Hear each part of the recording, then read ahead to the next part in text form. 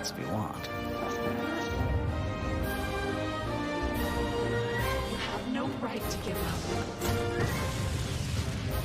This is the story of what we have sacrificed.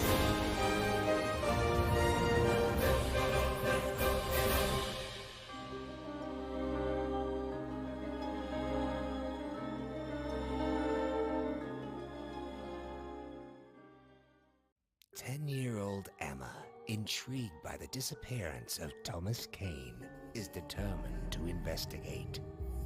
With the help of mysterious teddy bear, Fenton, Emma explores the huge rooms of Kane Mansion. The only way to pursue the quest is to join forces, each in their own dimension.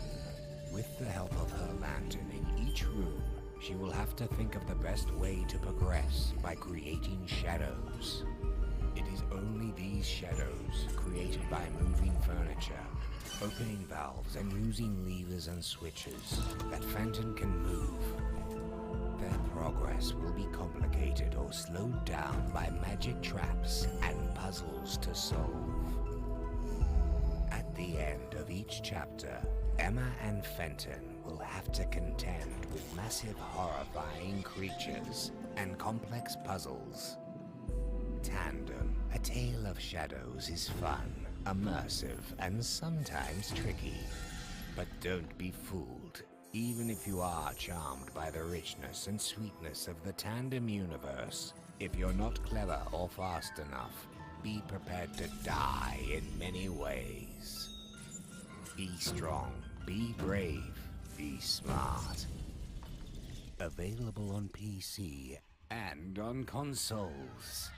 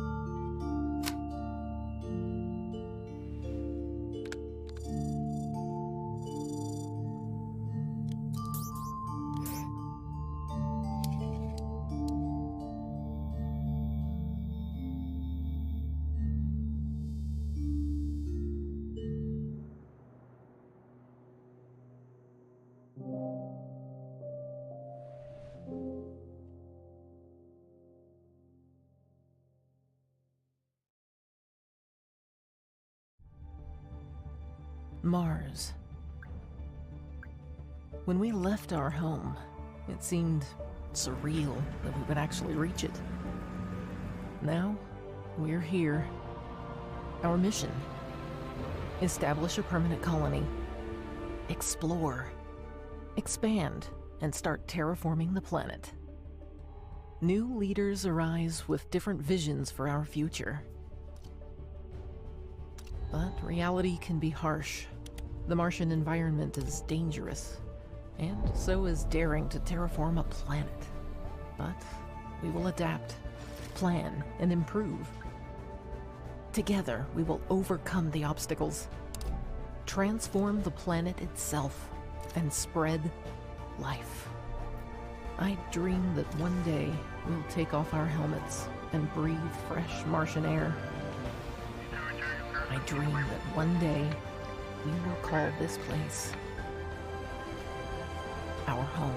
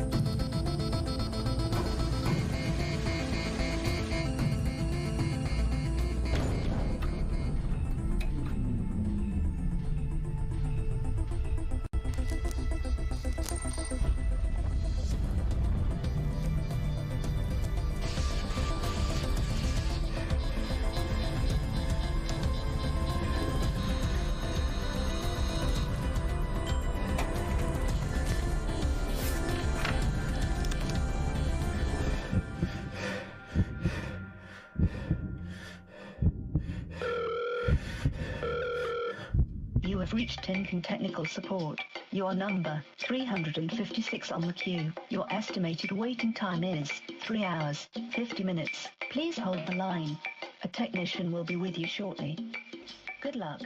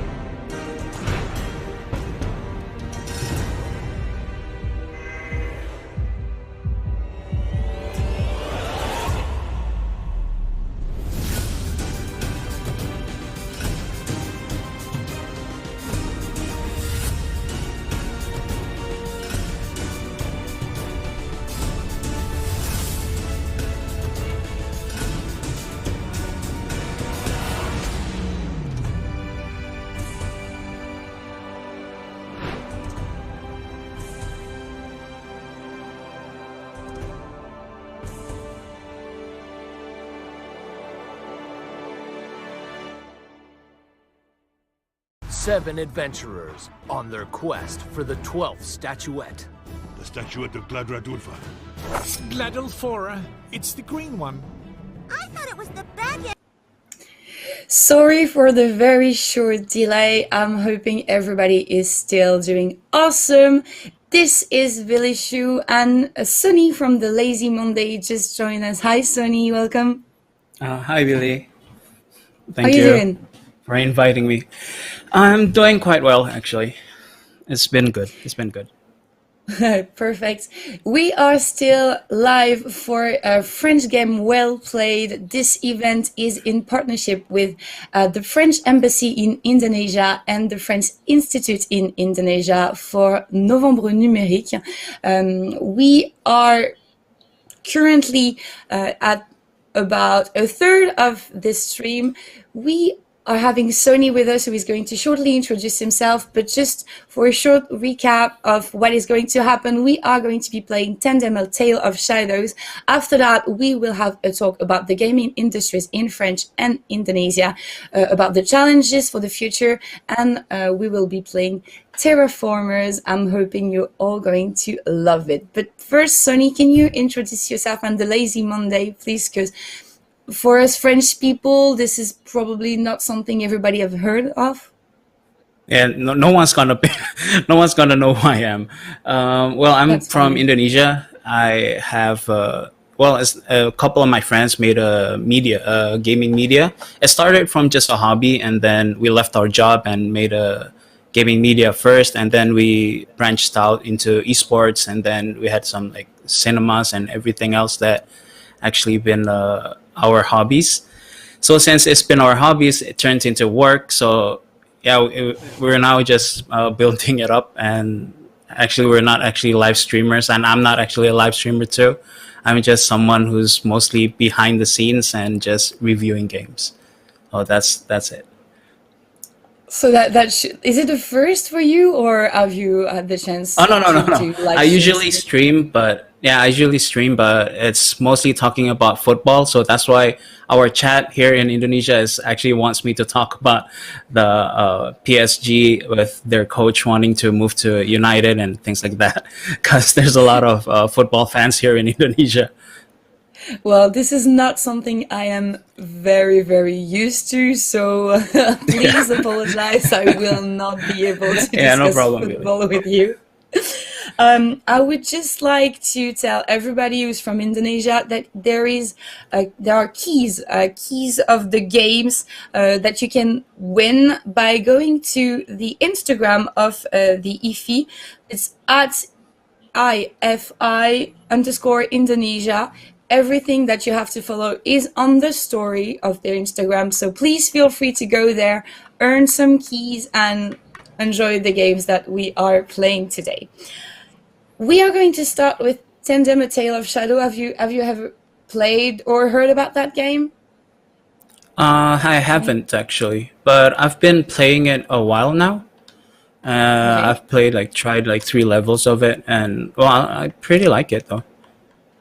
Well, I had the chance to try it, like the demo, a couple months ago, and I have the game. I should be playing it very soon on my channel. So I am so impatient to see you play it, because this is one of my favorite game of the year. We have with us Wait, this Jean-Baptiste game? Grasset. Yes, this game, this very specific game. You're going to see it's just looking so good.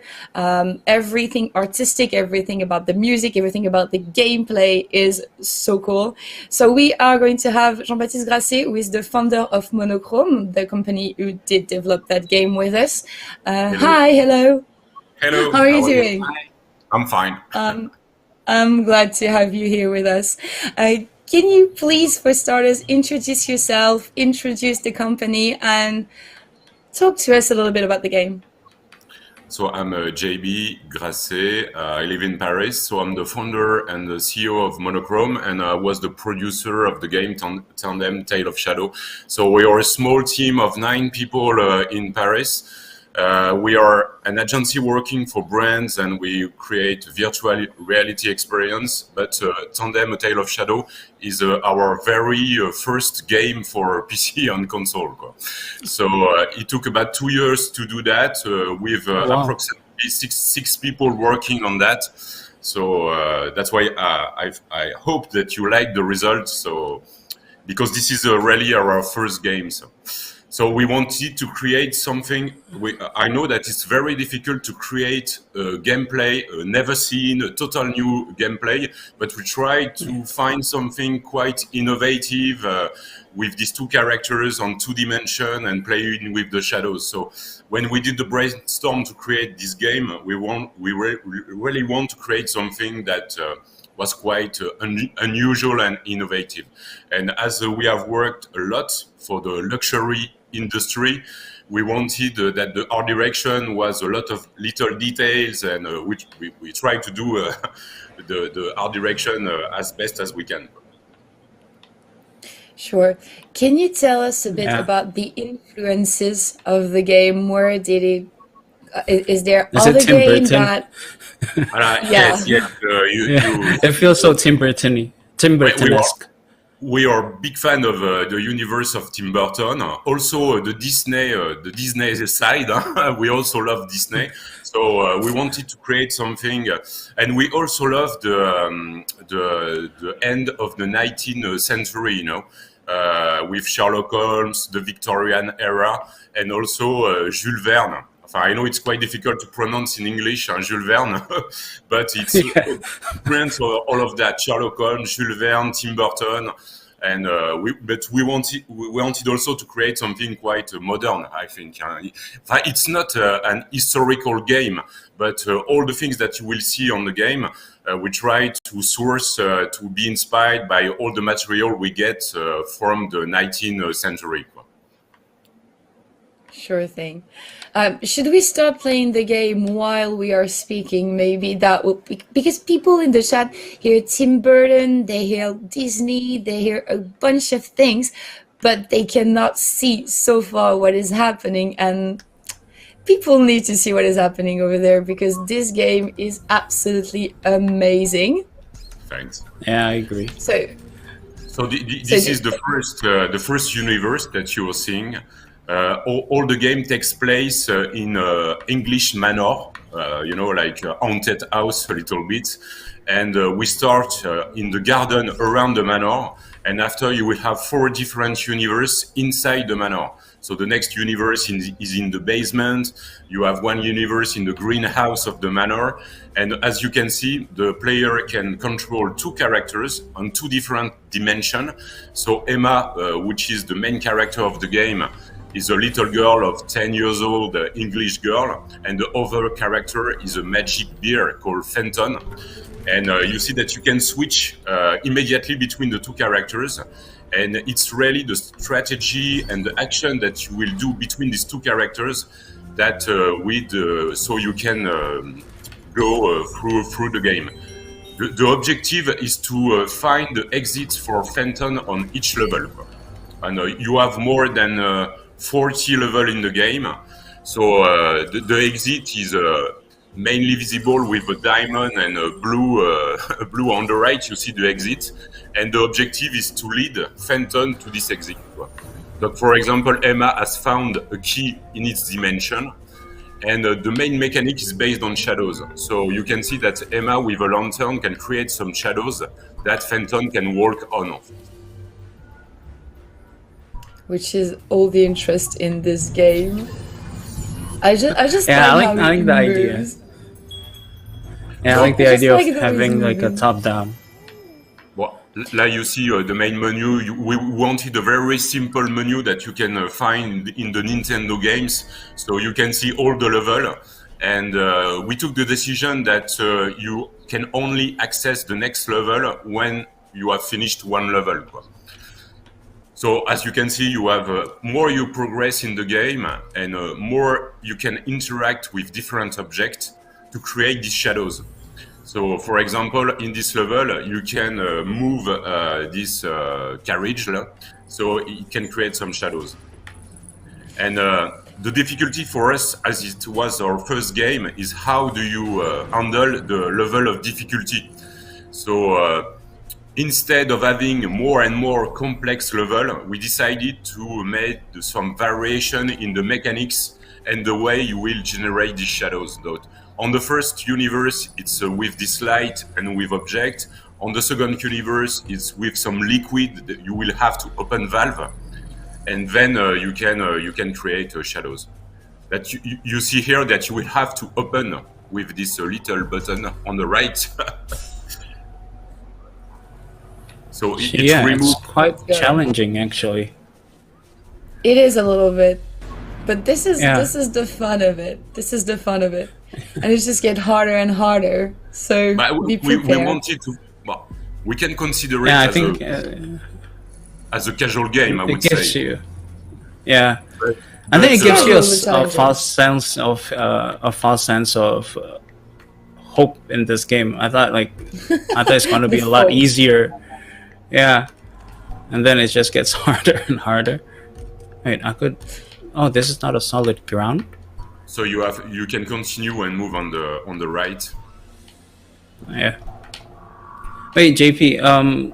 Well, you said that you were actually mainly a publisher, or wait, you were not actually a first game developer first. So how did you get into creating a game? We are game developers, so we build this game. But of course, we have a publisher called Atin Interactive. And to be very honest, for a first game and for a little studio, having a publisher is really a huge chance. Because he helped us a lot for the porting, for example, for of course, for all the communication and marketing, and also for the quality insurance, because we worked with experts in porting or quality insurance to have a professional game by the end with a professional result, with no bug. Everything is great. So yeah, really, we want to thank our publisher for his help. And I would recommend for a small studio for their first game, having a publisher is very, very important, because you have to focus on the production of the game, in fact. So I would say the publisher deals with all the problems outside the production. Yeah, like marketing and everything else. Sorry, speaking about porting, what platforms can you find the game on? But on every platform. For a first game, it's really cool because, of course, it's on Steam, but also on GOG, on Epic Store. But it's also available on Switch, on PS4, and Xbox. And I would say that the game is perfectly designed for Switch.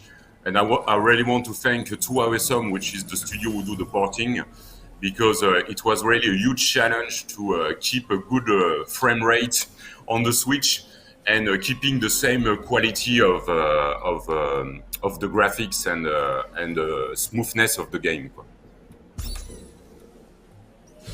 Sure. Soni, you're doing actually quite good, except for killing Fenton a few seconds ago. It was quite dark, but I mean, seeing about the art and everything else, I can't get rid of my mind that think that this game is gonna have a really dark ending. Is it true? Because I mean, from seeing everything, yes, I don't think it's gonna be a good ending. No, the ending, I will not spoil the ending, but the ending is not very. It's not the happiest thing. So as you see, you can move this platform just in the middle on the button. Just in the middle. And then you have to switch the light to generate a perfect... so you have to go back to the button you have found before. Because, of course, Fenton cannot walk on not full shadows. And then you have found it. So you see that it's not so... after... That's something it was not perfectly pixel perfect. You have to move it. I have to move it first. At the beginning, we thought that maybe we have to stick the shadows at a perfect angle automatically. But when you play the game, it's also a pleasure to control these shadows more and more you progress on the game. And of course, on the first level, you have to find this perfect angle like that. This angle is perfect. So you have to go back on the button. But the more you play, the more you control the shadows. And then you automatically find the perfect angle. I don't think you're... Oh, perfect. I thought it was not going to work, to be honest. Good job. Good job.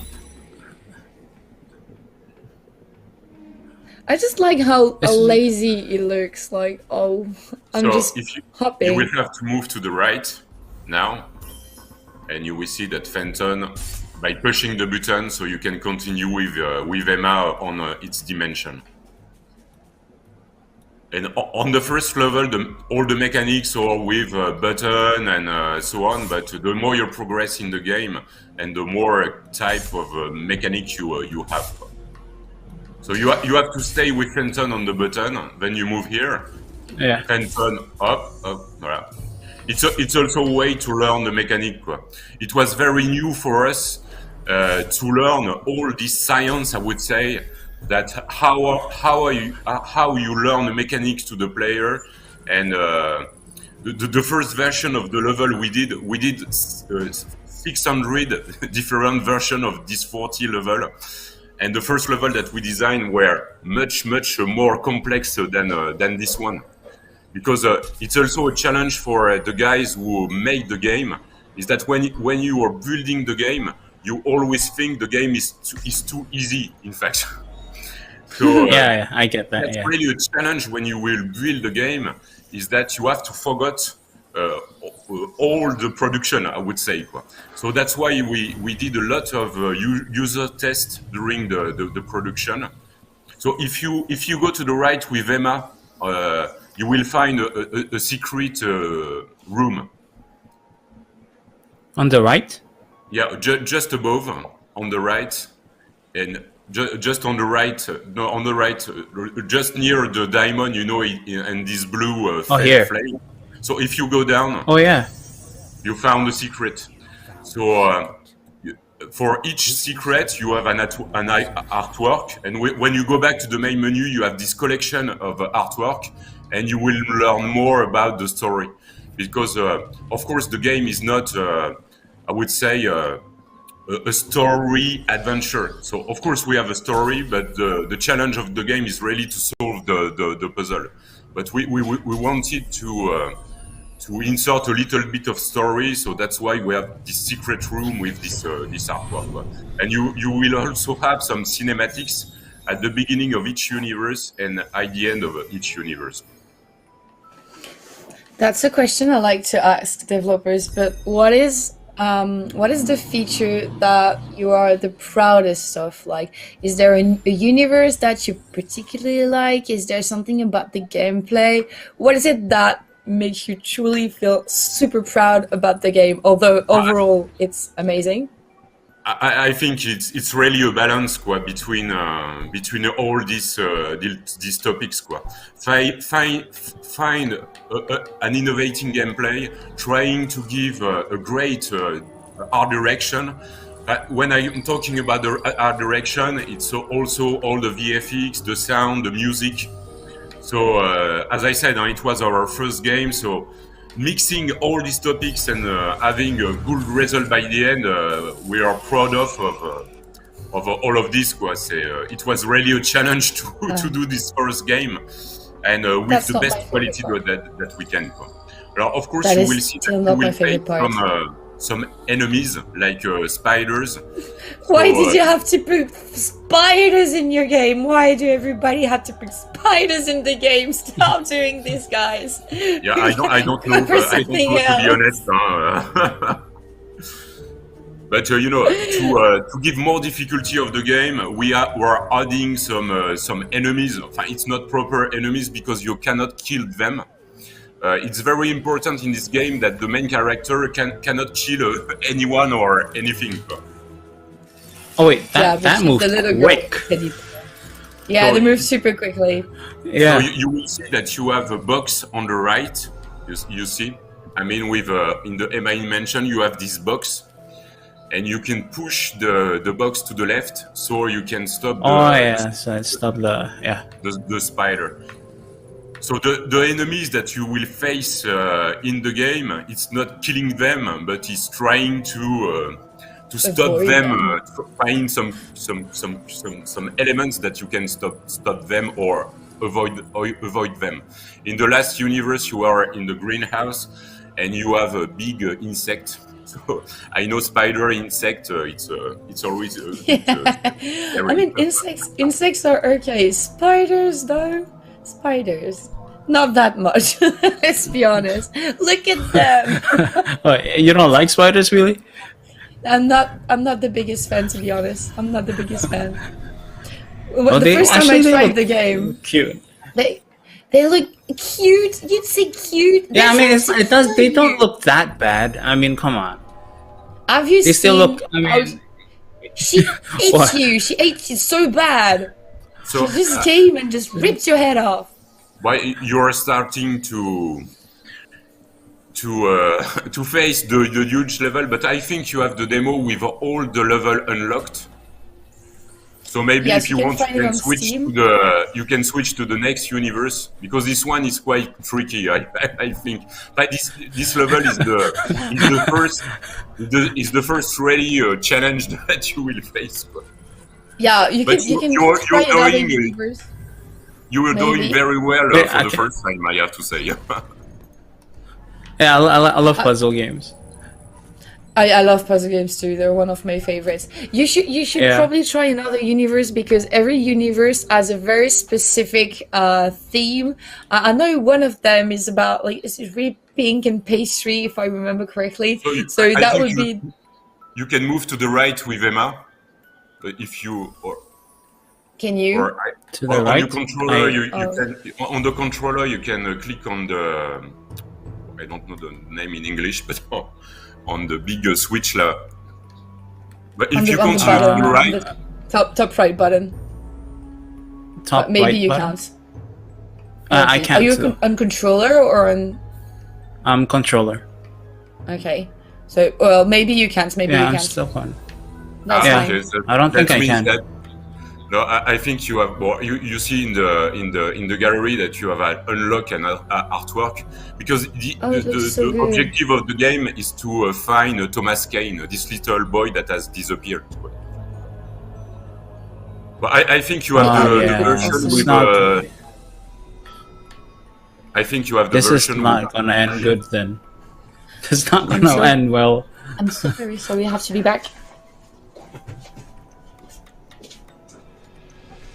Wait, so this is only six person team, JP? You said? Yeah, we are around 6 people working on the game full time. That's crazy. That how the quality that you guys can actually get with just 6 people. I think you have the demo with not the whole level unlocked. If you cannot move to the next level, if you go to the right, now you are stopped. Yeah, I'm stuck here. So that means that you have the version. You have the version that the retail one. The retail one. But as you are doing pretty well, I have to admit.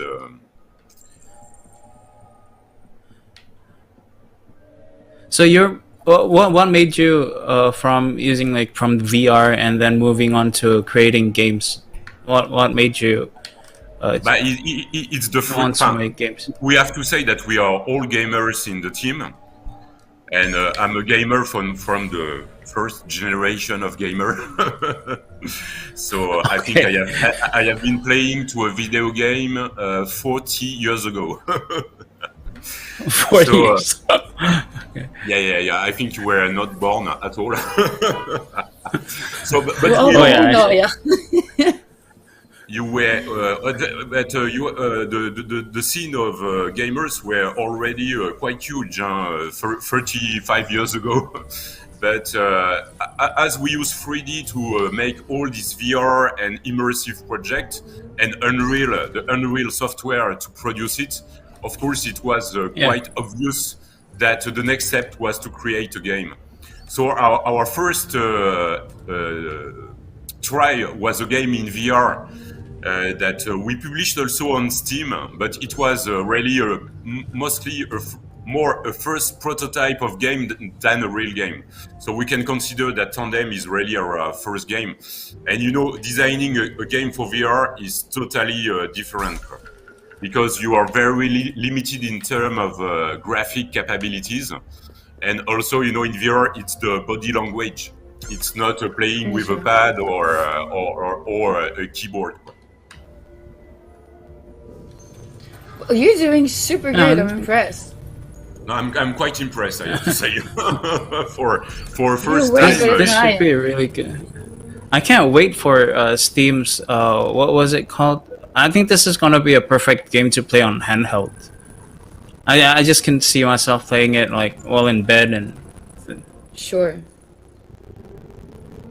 As the game has been released already 1 month ago, we have a lot of feedback of players, and there are some players that they play only 2 levels, but every day.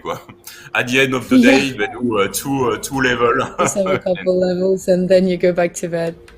But we wanted to find a balance, between having fun and also a bit of a reflection, a bit of thinking. But it was the perfect It was the perfect position that you had. So that was? Yeah, you put Fenton on the right on this platform, then go back to Emma, move the to the top là, and then you can switch to the top to the top. Yeah, like that. Then you switch with Fenton. You switch with Fenton. Oh now, yeah. And if you go to the left, I didn't see that. On the left was also a secret room, but a secret room. Yeah. But anyway. And at the end of each chapter, this is a boss chapter. But for example, on this one, some of the boss level, it's a sum up of all the mechanics that you have learned in the universe. And for example, in the third universe, it's really an action platform boss level. So we also decide to do some variation on the boss. Take it. So you can see that you have a spider on the right. So you have to attract the spider to the left and then block her with this box. So how do you attract the spider to the left? So if you switch to Fenton right now, you can see that you have a little whistle. And then you attract the spider. Then you move to Emma up, and quickly you block her, and up it's done. So now you can continue on the right. Well, you won't be continuing for too long because we are arriving at the end of this session to present Tender Tale of Shadows. Yes, but that was quick. that is super quick when you're having fun, to be honest. I know the feeling because I've done it a few months ago. I really want to thank you because it was great. The way you play and it was great. Well, thank you. Yeah, our viewers here also love it. The game. It's still an amazing game. You can download it on Steam or on any platform, buy it on any console, literally. So thank you so much, JB, for stopping by, for introducing the game, and for developing such a masterpiece. Thank you. Yeah, thanks a lot. Love the game. Thank you. Have a lovely day. Thank you. Bye. Okay. Bye. Thank you, JB. Bye. So, Soni, we are going to let you go for about 30 minutes because we're going to have a talk about the gaming industries in France and Indonesia. And you will be back at 6:30 Indonesia time and 12:30 French time for the last game, which is Terraformers. See you in a bit. Okay, bye. For our part, so we're going to receive Romain Topin from Capital Games, François Cubain from Push Start, and Adam Ardis-Smita. I think I didn't murder it that time, VP at Associasi Game Indonesia. Hi guys, I think you are here with us. Hello. Can you hear me? Hello. Hi everybody. How are you doing, guys? Hi. I'm great. Thank you. Great. I'm going to let each one of you introduce himself a little bit before we get to that talk to discuss what are the challenges for French and Indonesia gaming industry. Maybe we should start with Romain in order. Sure. Yeah. So hi. If you have trouble pronouncing my name, you can say just Roman. So I'm from Capital Games. That's the organization for games developers and publishers in the Paris region. And what we do basically is we help developers find the right tools, the right opportunities to make sure that they can develop their games in a great setup with the right funding and the right information. And one of our foremost events that we do too with Billy Chou here is Gamesmen in France, which I'm wearing the jacket. So it's an event on Twitch for French games that is also on Steam, on GOG, and we do it with François too. Good, perfect. François? Okay. Well, in fact, pretty much doing the same thing as Romain, but in the south of France. We are based in Montpellier, in the region Occitanie, and we have the same challenges. We want to help our professional industry and to help this industry grows. to help it get funding, get exposure, sorry, and find talents and all what is needed in a professional industry. And we worked together with Romain and Capital Games on games made in France, but they were the real manager of the stuff, and it was a pretty good job. And Adam? Hi everyone, nice to meet you. My name is Adam Ardis. I'm the Vice President of Indonesia Game Association. Actually, Francois, I was born in Montpellier, so yeah, you work really? at my city. Yes, I was. Yeah.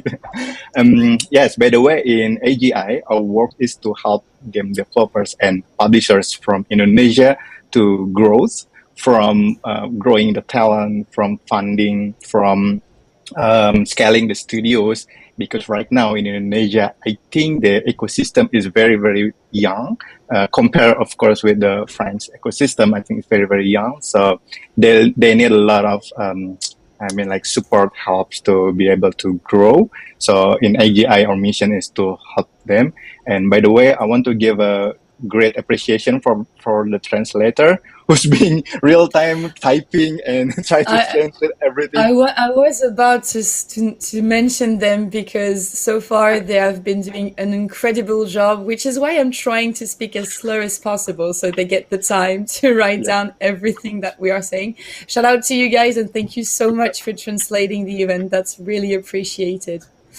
For a bit of context, so we know that France and Indonesia are both countries that are very close relation with the gaming sector. There are more than 52 million gamers in Indonesia, which is huge, but it's still in a structuring phase and there is full of opportunities in terms of business and creation. Whereas France, we have been a bit of the leader in the market in terms of editions and studio. We can name Ubisoft, just like that. Ubisoft with just a little studio. Tiny one. What are the main challenges in these industries? In the education system, where do you acquire the skills and capabilities to develop a game, both in France and Indonesia, right? Well, in France, we have quite a lot of training institutions that work quite well. We have a very, very high level of education for games specifically and for programming and art. Yet we still manage to struggle, so studios manage to struggle to find the right technicians. They don't always have on hand Unreal Engine programmers, for example. That's a kind of a rare skill that is very, very much looked for. Okay. In Indonesia, how does that work? Yeah, I think the game industry itself in Indonesia is very, very, I think, quite new. When young children say themselves that they want to be a game developers, a lot of parents will say, no, there's no future in that industry. What are you going to do with your life? Something like that. So from the society itself, still not looking in that direction, especially when we're talking about the institution to teach them like university or school, something like that. Even like the lecturer, the one who give them to train them to develop a game, never been in the game industry before because the industry is very, very young. I don't know, maybe the case is different in France where, I don't know, a veteran like 33 years, 40 years in the industry, and then they come back to the university and they teach. If that's the case, I think that's a very, very good way to learn. But in Indonesia, even the lecturer itself never ever in the game industry. So it's a challenge for us to be able to create talent that can match what they need in the industry. Actually, last week we have a game developer conference in Indonesia called IGDX, and I talk with a lot of game studios in Indonesia. And right now, their barrier to growth is the talent. The demand is very, very high. Like they have a lot of funding, investment, great pitch of the product, but when they want to scale up, they want to find more programmer, artist, designer, and everything that is needed to make a game, it's still quite a challenge. Okay. I'm curious, how many game studios are there in Indonesia? Yes, so in AGI, we have a survey last year. We noted there are 80 teams. Half of them is incorporated. So the other half is like maybe like 2 or 3%, like indie, something like that. But only half is incorporated. And locally, there's only, I think, 1 or 2 studio that has more than 100 employees. Other than that, the average, I think, 20 or 30. So the scale is very small. We don't have like a big name like Ubisoft or Gameloft in the scale of like local companies. Okay. Just one little thing. Funny fact is, even in France, if we have an history on this, there is still parents, I think, that are just thinking, this is not for my kid. This is not an industry. Yes. But what it is? This is still a problem. Absolutely. And we have a lot of little studios too. Even if we have big flagship, we have lots and lots of little teams which are in fact contributing to creative production too. This is something very rich, in fact. Yeah. Well, maybe in France we are a bit more. I would not like to say advanced, but it's been maybe a little longer, so people are getting a bit more used to it. Even though obviously sometimes parents are just like, gaming industry, but it's getting more and more popular. I believe maybe in Indonesia it's still a little more strict around that. I don't know. About the funding, where do you find your funding for developing game? Yeah. Go ahead. Go ahead. Sorry. No, go Adam. All right. So right now, I think not only in Indonesia, but we talk also with the developers around the Indonesia, like Singapore, Malaysia, the Southeast Asia itself as a region, which still like under the radar. So for us to have an access to publisher, even this indie publisher from global, is still quite a challenge. So there's a lot of indies right now bootstrapping. I mean, like they're doing games in their spare time using their own money. But recently, the government has been a very give the game industry under the spotlight. So I think the thing that triggers the government is like Indonesian as a market is very huge. I think last year we have 1.7 billion US dollar in terms of spending in the game industry from Indonesian people, but less than 1% absorbed by the local game developer. I think that's triggered the governments that is now trying to give more access from the government funding and something like that. But it's still in the progress. But for now, I think there's a lot of local initiatives. Like if you happen to know Toge Productions and indie game developer from Indonesia who developed Coffee Talk, if you ever had the game, they now creating Toge Indie Game Fund, like for $10K dollars for indies to try to make a prototype. One of the biggest local game studios in Indonesia, Agate, they also try to make their own funding from 100K until 1 million K.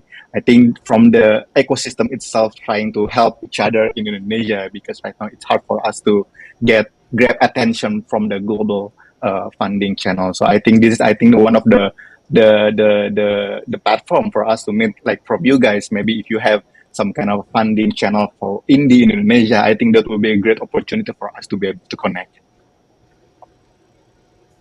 Okay. And France? I think Francois, you know them better than I do. The funding system? Yeah. I'm not sure I know that better than you.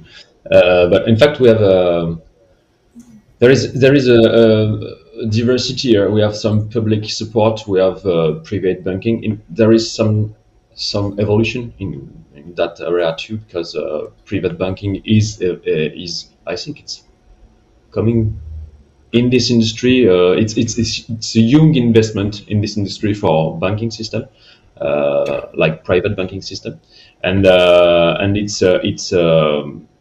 it's mainly supported at first by CNC. Don't know if you heard about that, but it's The French Center national, for Cinematography. cinematography, and it's a national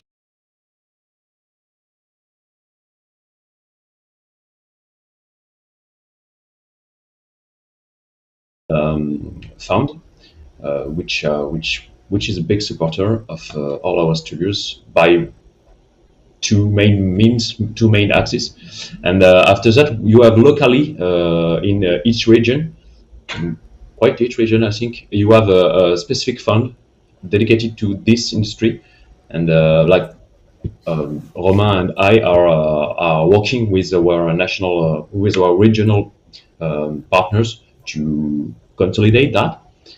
And after you may have like BPI, we have a public investment bank too, which is supporting this this industry.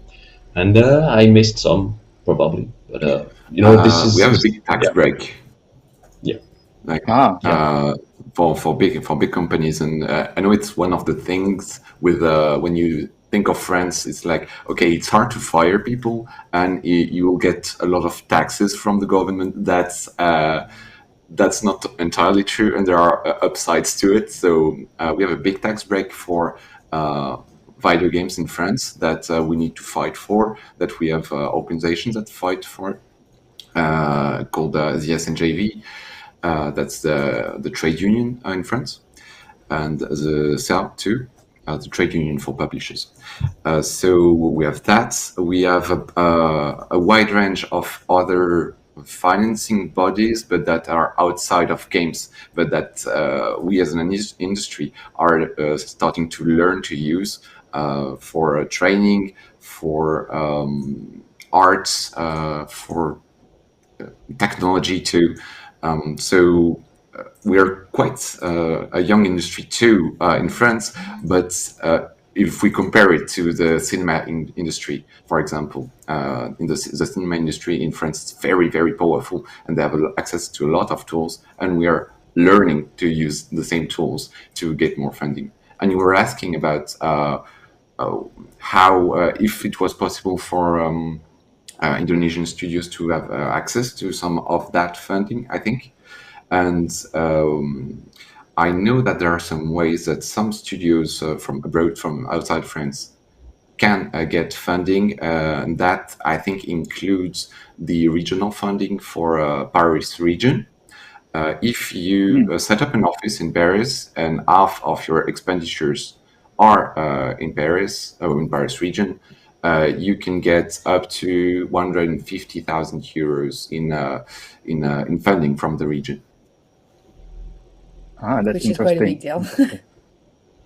Plus a whole bunch of other really technical grants, but it can go up to, I think, 6 million euros if you stack all of them.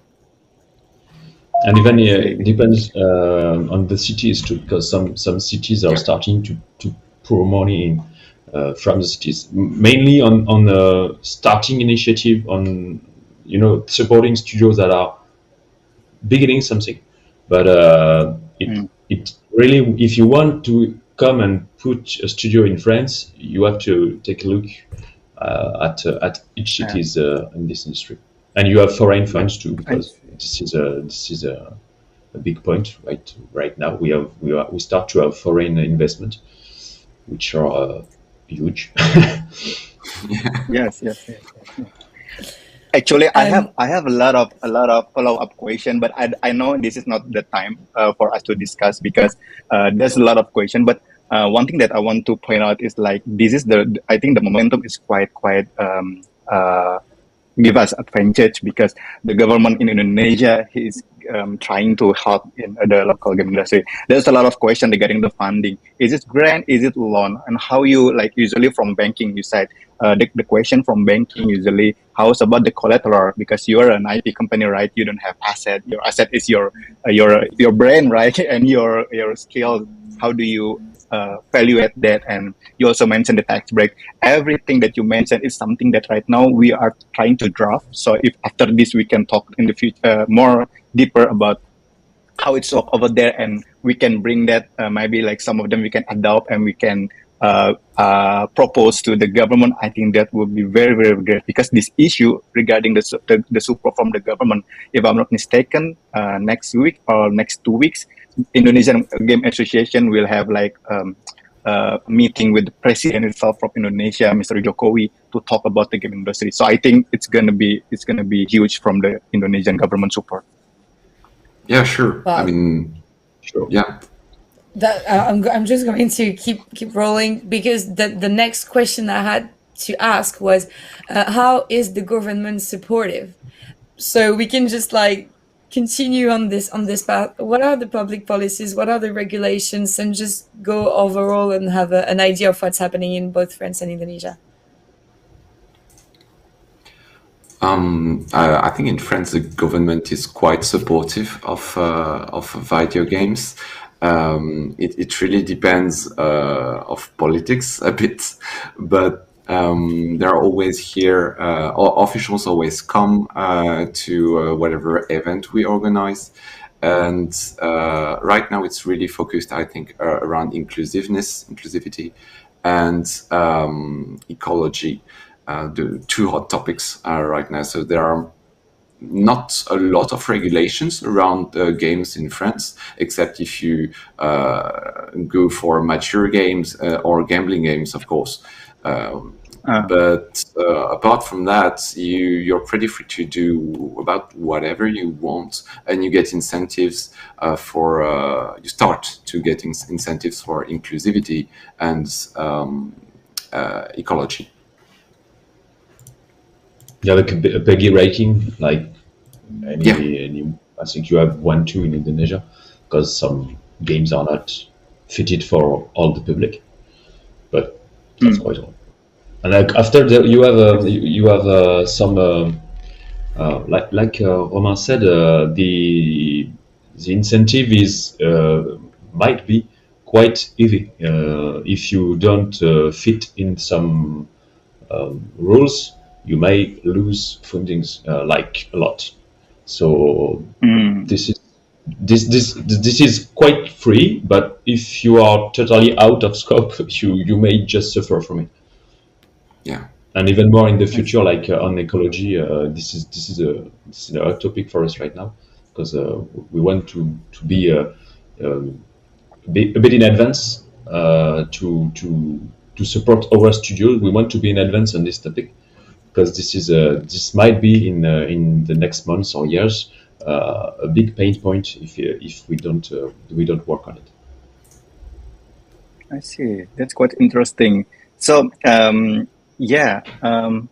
you mentioned like in like when you went to events and the government support them. Yeah, I saw like the French booth on GDC, on Gamescom. I think a lot of a very big booths with a lot of indie studio. That's something that we also advocate to the government, and we are very lucky that they also support us to go to some of the event like Gamescom and GDC, Tokyo Game Show, because I think that's the way for us to grab the spotlight. I mean, even a lot of publishers never heard Indonesia before, right? So how come they know that there's a game developers in Indonesia? So I think having presence in the event like that is very, very important. And yeah, regarding also from the funding side, the government tried to support the funding, even though right now I think the biggest fund that they can deliver, I think around 15k euro or 10k euro. Yeah, but that's a start, right? Yeah, so they need to start somewhere and try to find a regulation where they can make it bigger in the term of the ticket size of the funding. So I'm very, very interested to know how the government structure the funding to be able to give public funding to a private company. That's something that we want to learn also. And the last thing, I think that's quite interesting, because you mentioned there's a theme from the government, right? Like you mentioned the ecology and something like that to be embedded into the game, like you mentioned. There's something that to give some kind of more message rather than just the entertainment. I think that's also the point of view that's quite interesting in terms of like the political will from the society, from the government, that games is fun, but sometimes the image attached is like this is addictive. This is like makes kids stupid. This is something that damaging. But when you wrap it with some positive message, like you mentioned ecology in Indonesia, I heard that some of the ideas is to put nationalism into the game, like the diversity into the game. It's something that actually game has the ability, have the power to deliver message in the fun and immersive way. So I think that's quite a interesting way for the government in Indonesia and also in France to promote game in a more positive way. You have some regions, some public institutions that are pretty interested in the cultural aspect of the game too. That how can you bring some young publics to knowledge on a topic, on a region, on a country, on a lot of stuff, and that can be some leverage too. You can find something here, I think. This is the big area, in fact. And one little precision too. We talk about ecology and we talk about inclusivity, and this is there is two view on that. There is the view on what's in game, what is embedded in the production, and after that there is something about how do the studio does the studio work. In fact, even if you are producing something that is not concerned about ecology or about diversity, how do you treat people inside of the teams? You understand what I want to say? Yeah. For In this, example, in how you run the company, right? That's it. Yeah, exactly. Regarding, I'm sorry, I have to keep going on because we have 5 minutes left and I still have questions and I want an answer to them. Regarding the communities, like, what are the communities or the local association that are supporting the system? Everywhere, in fact. In Indonesia right now. Oh, go ahead. Because, in I think Indonesia, some delay. Okay, go ahead. Yeah, take it. All right. So in Indonesia right now, the association, Indonesia Association, is quite new. I think it's only established in 2013. I think we are the only association right now covering the professional, the industry. So like I mentioned, there's 80s in the studio games in Indonesia, and only half of them right now incorporated, right? So right now we are only covering half of them, the one who is already professional and corporated. So we help them to grow. But I think the most interesting part is like we also have like region community, like in each city they have like their own community, local community, like in Jakarta, in Bandung, in Surabaya, in Bali.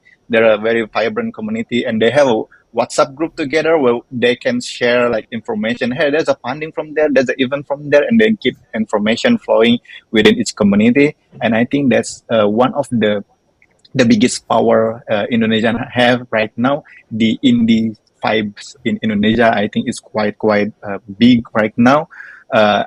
In terms of in the region, like the Southeast Asia, right? Like there's a Southeast Asia Game Awards where there a lot of awards is given to the indie company, and from Indonesia, like we have 5 winners from 10 category. That speaks a lot with vibrant in the ecosystem. I think that's quite good. Even though indies only it's not enough in the ecosystem, right? We also need some big company happening in the local scene. I think that's from Indonesia. Mm-hmm. And France? France is in terms of community, you have some city-linked community, some region-linked community, and so you can just find support around you from your school, from your local association. You can have programs that are built with the public partners and the local associations, which can be pretty strong, like mentoring, like incubation or EV support, and you can have lots of links between the whole game industry too. Here in Montpellier, we have other associations. Some of them are not only on video games, they are in gaming, and so you will find some table where you can share with people doing like a board game or stuff like this, which is very rich in fact. And well, you find that on other territory, and like Romain in Paris is doing the same thing with Capital Games. And on the top of that, we are working together. Like Games Made in France is a product of is an example of what you can do when we work together. And this is pretty interesting, I think, here, because if you are in Bordeaux or in Montpellier, in Lyon or in Paris, you can have a link between you. You share the same problems. You can share resources. You can make contacts, and this is EV network too. Well, I think this is a main aspects of our community in the video games. But if you have more. Yeah, we have specific communities for specific programs to like women in games that work towards showing that. What kind of skills you can use as a woman in games. And spoiler alert, of course, you can have all the skills as a woman, and the work is to bring more women into the industry. We have Afro gamers for African American, African French people wanting to work in the industry, and finding blocks, finding trouble doing that. We have retro gaming communities. It has had a lot of time to structure itself, so we have a lot of different organizations. Okay. How are young studios and startups supported in their development? Is there any specific ecosystem that can help? Well, maybe we start with France for once, because we've done France, Indonesia, France. I think one of the first stops when you start a studio in France, apart from school, a lot of students right after school start a project right off the bat, and they have support from their teachers. One of the first stops is regional organizations like Capital Games and Push Start, and all of the other regional organizations. And in some parts of France, you can get support from your local township or region. Like, for example, in Normandy, there are incubators that have very little, a very small amount of game studios. So they do a lot for them because it's so dynamic and so new that they are pushing them further and further compared to more traditional tech startups or companies. So I think regional organizations are the most important first stop, and then incubators once you're starting to get structured as a company and in your project. And after that you get funding. That's quite good. Yeah. That's a start. What about Indonesia? Yeah, I think right now the challenge is like in terms of like regional institution, we still don't have that yet. Everything's still like a national initiative. Like there's a academy called Dilo Game Academy is like a bridge for new person who want to jump to the game industry, whether they're fresh grad or from another industry. There's an online course for them to learn. And even so, there's a challenge like between the graduate from the academy to the startup to the studio. Still, like, there's a little gap over there. So I think there's a gap that we need to fill to make sure that all of the fresh grad of all of the new people who want to jump to the industry have the skill to join the studio. And the other one is like we have incubators. I think it's one of the most successful incubators, Indigo Game Startup Incubators. I think it's very successful creating studios like who already had a products to be developed and get funding and get publishing, something like that. Yeah, right now that's the initiative that already happened, and because the government right now is very very serious about the game. Like they want to support more, they want to make more incubators in the bigger scale and something like that. So like for example, in the next year we target to train 3,000 new game developers each year. We targeted to have like 100 games created each year. So they have a big target. So I hope it can also translate into like the program for the new students, for the fresh grad, or for everyone who wants to jump to the game industry. They have like the support, the funding, the training, the mentorship to come into the game industry. Okay. I have one last question because we are clearly running out of time. About the markets, are you like, especially the French market, are you focusing more on the local market, European market, or going global? A bit of the same for Indonesia. Are you going local, maybe the countries around you, and global too? I think in France we do our playtest locally, and very quickly game developers will aim at digital release and worldwide. The local market is not bad at all. We have about 40 million consumers in France for games, but it's nothing compared to just releasing your game in English on Steam, for example, or GOG or other platforms, Epic. So we are very worldwide oriented because the market is just more interesting. However, one very specific thing about France is that a lot of people and the local areas in the world speak French. So what you can do, especially if you're a mobile company, is that you can soft launch your game in French in a very tiny area to try it and see if it works. And it's easier to manage for us since we're French. We speak to French people with French tools, and then you can hard launch your game once your soft launches are done. Okay. And Adam? Yeah, I think that's quite interesting because like 70% of our game developers is targeting the global markets. Why? Because the Indonesian market is mostly play mobile games because we are a mobile first country. Maybe it's kind of different with the European country where a lot of people in Europe has a console and PC. In Indonesia, it's the other way. Mobile is very popular in Indonesia, and to be able to compete in the mobile market is quite hard. Like the feasibility, the marketability, I think that's quite challenging. That's why with the scale that we have now in Indonesia, a lot of game developers choose to serve like more in the global market, in the PC and console market. That's why the number of the revenue from Indonesian market is very low because we cannot compete directly with the big name.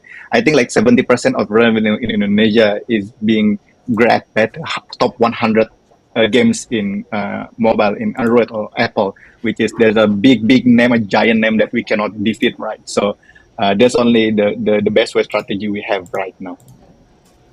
Okay. Well, I'm sorry guys, but I'm gonna have to end this talk here.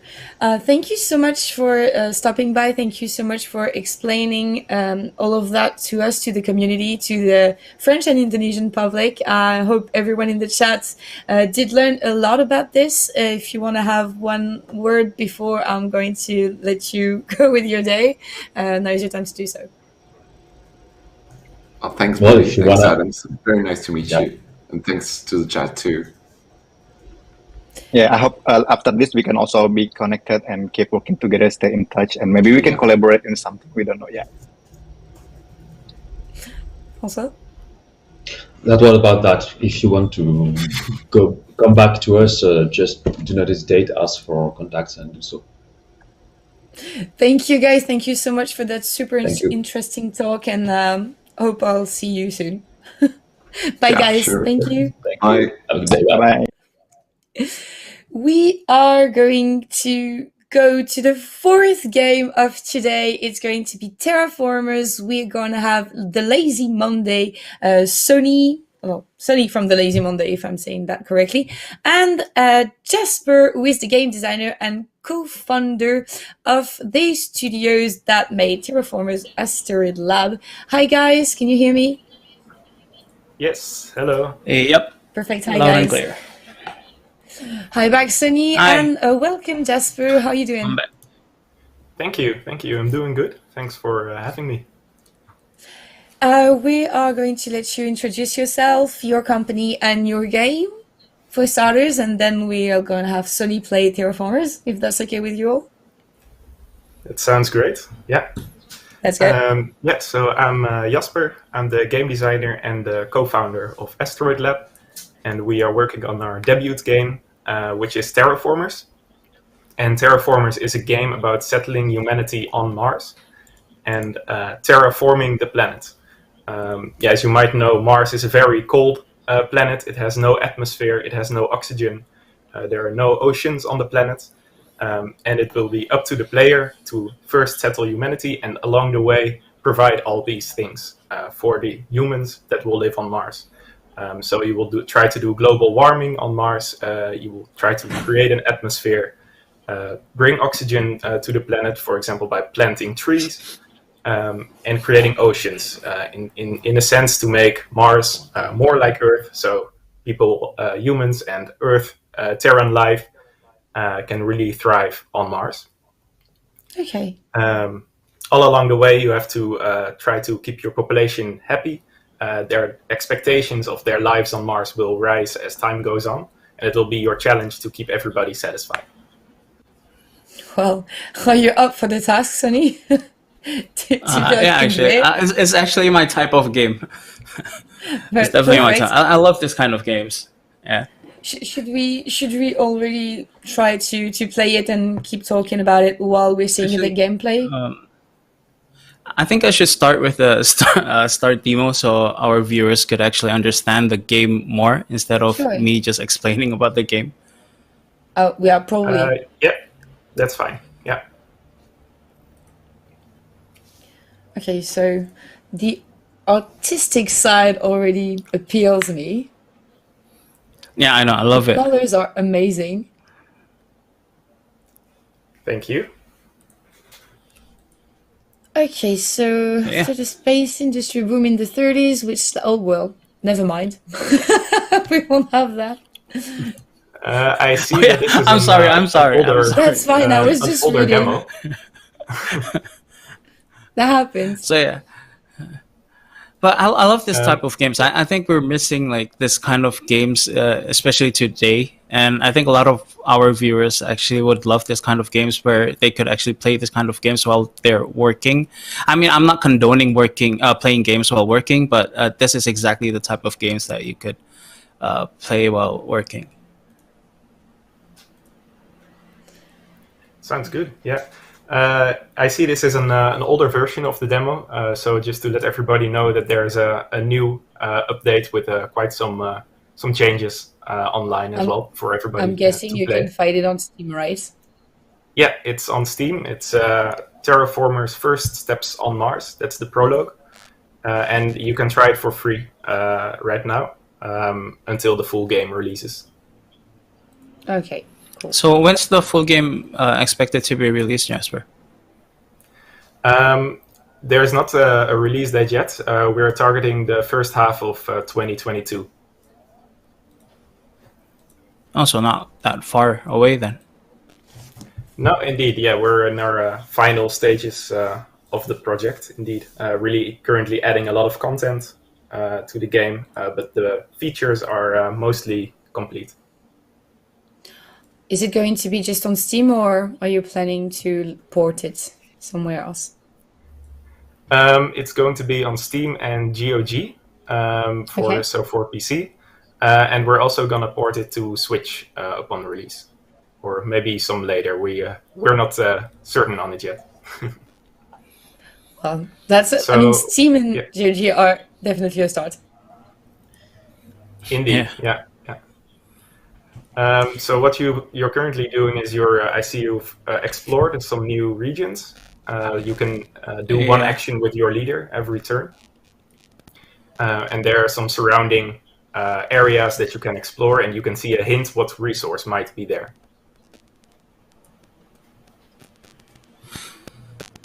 So I want to ask you, Jasper, especially from the game design perspective about the game, that how do you manage to make it like balanced? Because I can't. Is it like randomly generated, or is there like an algorithm that you have actually made, especially for the resources that come up?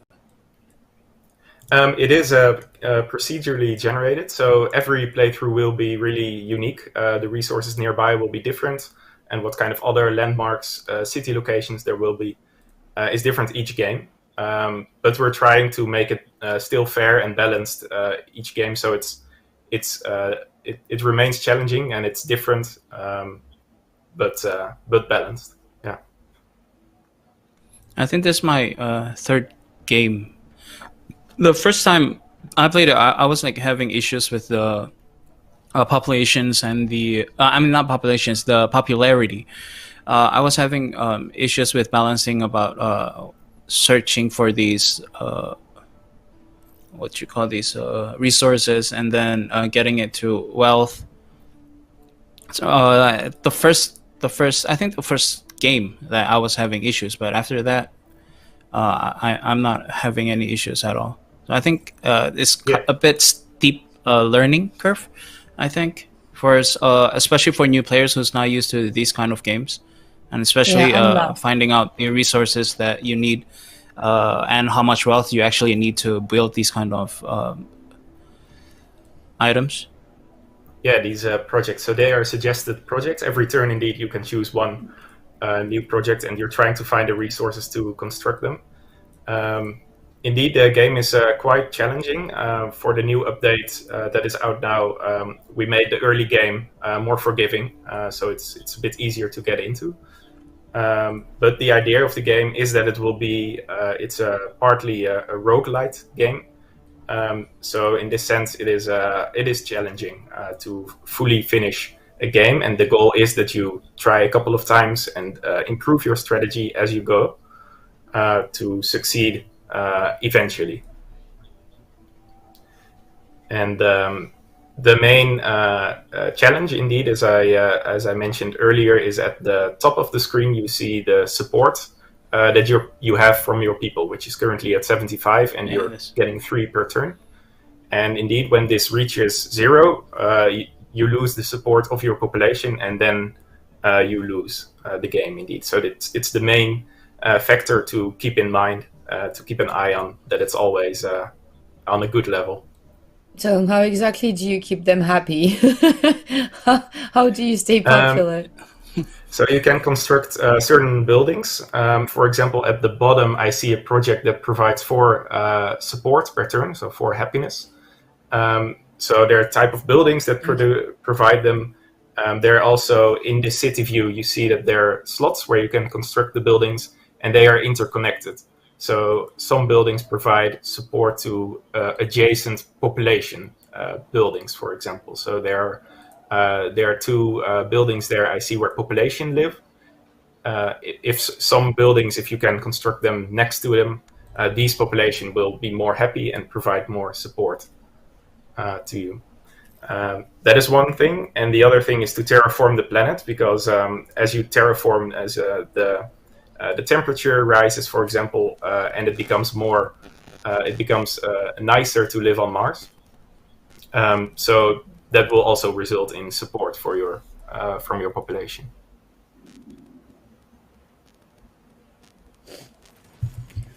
Okay, so you is this the workshop, the luxury workshop? Yeah. Yeah. Because that seems to be like something super important to have on Mars, like luxury workshop. You need that to be popular. I like that, actually. I think it's quite awesome. You need jewels to be popular. Yeah. I think it's just awesome. Yeah, I like the aesthetics of the whole game. It is. Like you can zoom out and see the whole planet.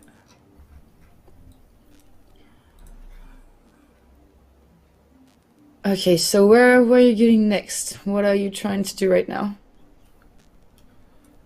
You could have a look I don't at think I have anymore. Yeah, so indeed you don't have the resources currently to build those projects. Yeah. You can check the water deposit I see on the planet in one of the regions you this own. one? Yeah, so you can look. You Yeah. could also construct a water mine, but you also don't have the resources for that. So you will have to find them first by exploring with your leader. But I see you already did it this turn, so then we'll go to the next turn. And you get a new project suggested. You can always choose from 2 or 3 projects, and then you should try to find the resources to construct these projects. Yeah, sometimes I get like messed up with what I'm trying to do and what I'm planning to do, because I only see like these kind of things, and I just want to go there instead of having it properly. So That's I need a problem water. I have in my life. Yeah, actually, yeah, I think everyone does. I plan to do this and I'm not going to. Yay! Awesome! Yeah. And this is the type of game that actually makes you just go like one more turn and one more turn, and then you'll just never go to sleep. Yeah, that's another problem I frequently have. And so I'm wondering, isn't this the like, best kind of game, though? Sorry. That's it. Jasper, is like in the terraforming part of the planet. Will the planet actually change when the terraforming actually goes up? Like when it reaches these points? Yeah, definitely. So the most visible one is the water. So there's you can bring water to Mars from other places in the universe, or you can mine some of the reservoirs that are on the poles, for example. And if you mine enough water, there will be oceans on Mars. But as it is very cold now, they will be frozen first. So Mars will look very white, the game. But if you also raise the temperature, then they will become liquid and really look like Earth. You can also raise the atmosphere and oxygen, and that will visually create an atmosphere around the planet. And you can plant trees that will also visually take over all this red dust you currently see. So the idea, once you finish a game, if you manage to finish it, you will really have a green and blue planet that's more like Earth. So that's really part of the fun of the game, that you are taking a dead planet, and that the more you progress, the more lively it becomes.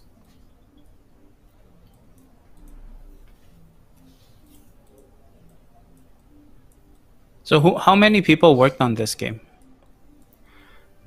We are 3 co-founders when we started, and now we are with 5 in total, and we have a few freelancers working with us for music, for example. So it's a 5-person studio mostly. Okay. Only 5. How long did it take you to? How long did it take you to get here? Yeah, it doesn't seem like much. Like 5 people. Yeah, indeed, 5 will just pop a game. Let's go. Yeah, it's quite a small team indeed for like a strategy game of this scope. We've started on it 3 years ago, so it's been in development for 3 years, and it's going to be a little over 3 years when it comes out. So quite a long development time indeed, and the game changed significantly in the process when we were trying to find what type of game this should be. Before we landed on kind of this mix of a roguelite and a 3X game, we call it, because it's not a 4X. The 4X is explore, expand, and exploit and exterminate.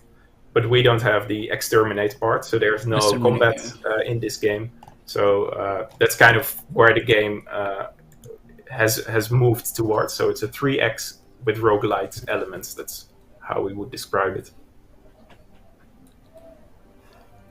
And can you explain to us like what's coming up in the development part of the game? Like what that we could expect when the game is fully released? Yeah. So what's really coming is are the kind of the very exciting and crazy projects that you can do. They are, for example, to restart a volcano. There are some volcanoes on Mars, and you can restart them to generate a lot of heat and atmosphere on the planet. But they will also destruct surrounding locations that you have. So you have to be very careful. There will be a city that you can construct on the moon. Mars has 2 moons, and you'll be able to construct cities there. And there will be, there's, for example, ice on the poles, on the North and South Pole. And as per Elon Musk's idea, it will also be in the game that you could even release a nuke on it to evaporate. Just like the idea. Luxury Brendan Elon Musk as an inspiration. I kind of like that, to be honest. I like the idea. Well, just nuking the whole planet. Yeah, well, you have to be careful that you're not near it, of course, when you do it. Because it will provide a lot of radiation. But when you do it, the idea is that there is a lot of CO2 ice on Mars, on the poles, and it will directly go from ice to gas. So then you will have an atmosphere that will help a lot in the terraforming aspects.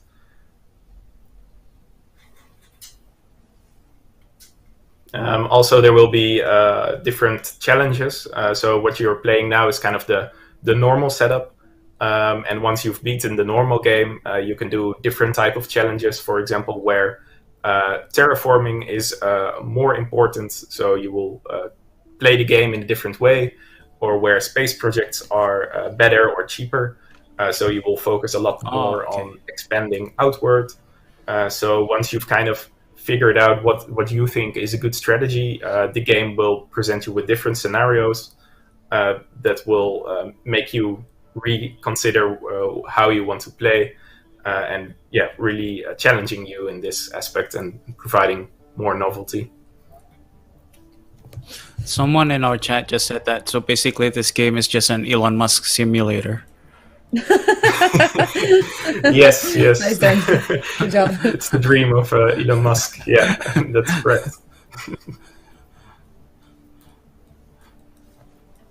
So there's going to be a lot of is there going to be a lot of politics in it, like with the Earth, or people colonizing Mars and things like that?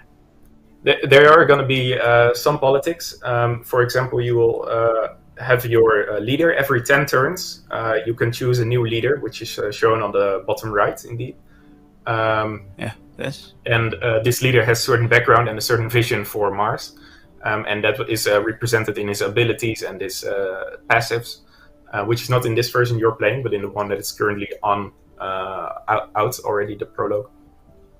And Earth, there are also going to be events where you have to relate to Earth in a certain way. So you can trade with Earth, or Earth could have a certain demand or a goal for Mars, and you can then decide, do I want to do this, or do I want to go my own way? So you can become more autonomous, or you can focus more on trading and improving your relationships with Earth.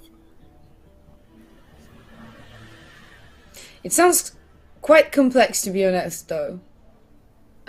That's a good thing, right?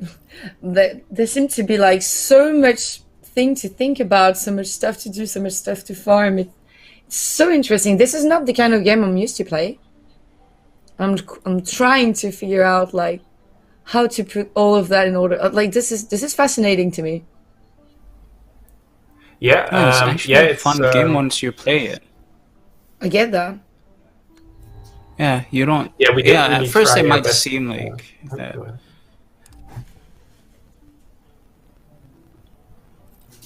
It seems intimidating at first, right? Yeah, a little bit, but that's be. not a bad thing, though. Yeah, we did really invest a lot of time in making the onboarding feel good for new players. So personally, we also don't want to be that very complex strategy game like Crusader Kings or something where you have to spend hours before you can actually get started playing the game, and where there's big walls of text. in the tutorial. So our tutorial is instead objective-based and gives quite some freedom to the player to do certain things. But the game just kind of explains things as you go, as you do things. So I think we're kind of on a mid-range in terms of complexity. It is really doable, but especially if you played a strategy game type before, it will be quite easy to learn, I would say. I would hope. My chat has a question though. Is the game infinite? Meaning, like, is there an end to the scenario, or is just the end game challenge not to destroy the planet? On the demo, it is limited to 30 turns, but on the full game, there is no strict turn limit. Instead, you will have certain goals that you're trying to achieve, and there are different ones. So you can achieve terraforming milestones, you can achieve economic milestones, support milestones, or life milestones. And once you've reached a certain amount of these milestones, so you can choose kind of what route you want to take and how you want to specialize. But if you achieve a total amount of milestones, you win the game. So in that sense, the game ends there, and but it's not a strict turn limit, indeed. Okay.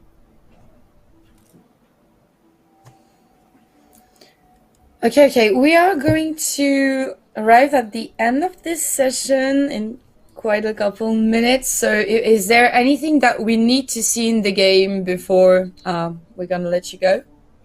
Is there anything you want specific that you would like to show us into the game? Something that could be fun or something that could be very interesting? Maybe something that you were challenged to develop? I don't know. There's not a specific thing. Like this is really the early game that you've seen. I see you've just founded your second city.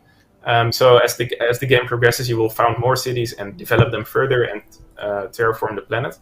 I would really like to iterate that this demo that's currently shown is already something like 4 or 5 months old.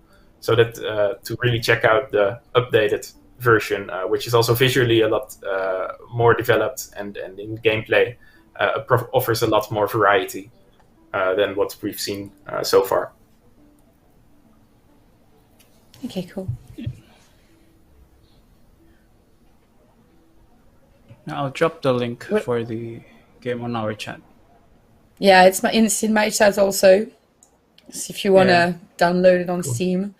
Don't forget, and this is something that we don't get to say enough, do not forget to wishlist the game on Steam every time you see a game that you like, especially when it's in demo, so the developers can see the interest of the people in the game, and it's just helping for everything after that. So don't forget to wishlist, don't forget to buy the game that are already out, if you can and if you want, obviously. I think we're gonna. It helps the developers a lot. Yeah. We're gonna stop here for this game, if that's okay with everybody. So, thank you so much, Jasper. Sorry, I said Jasper. It's Jasper. I heard that. I'm sorry. Thank you for stopping by. Thank you for talking about your company. Thank you for talking about your game. Do you have one last word before you're heading out? Well, thank you very much for having me, and I hope this game can motivate people that we will actually colonize and terraform Mars in the future. Yeah, hopefully. We'll get there. Just don't know when. Thank you. Thank you so much. Have a lovely day. Thank you. Bye, Jasper. Soni, we are also going to leave you here because your time is up. Okay. I'm very glad that you stopped by. Huge thank you for playing this game. Huge thank you for being here. You'll be here tomorrow too, right? Tomorrow, yeah. Exactly. With you too again. With you again, right? Yeah, with me again. I'm still there. Okay. Starting at 5:15 Indonesian time and 11:15 for French time. We are still going to be live for our part on my channel. So thank you so much, Soni. We'll see you tomorrow, and huge huge heads up to your community. Bye. Up, shout Bye, out, Billy. Thank you. Want. Thank you. See ya. Bye. For our community over here, we are going to take a little break. We will be back at 1:05, so in a little more, about 1:10 in like 10 minutes. Shakam will be back with us. We will be playing Age of Eternity and Party Cubes, two really nice and fun games that I'm really impatient to show you. Do not go anywhere. Do not forget to hit that follow button to find us easier tomorrow, and we'll see you in 10 minutes.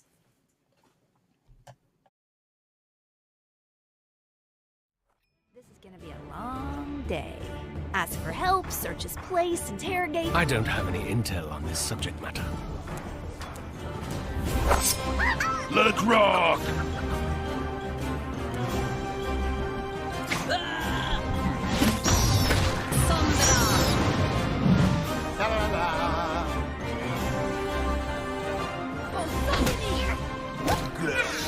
Finally! Son of an incestuous good!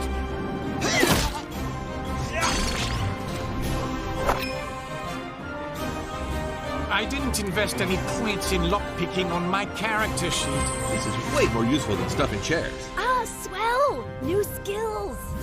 My magic shall light the way! What would you do without me?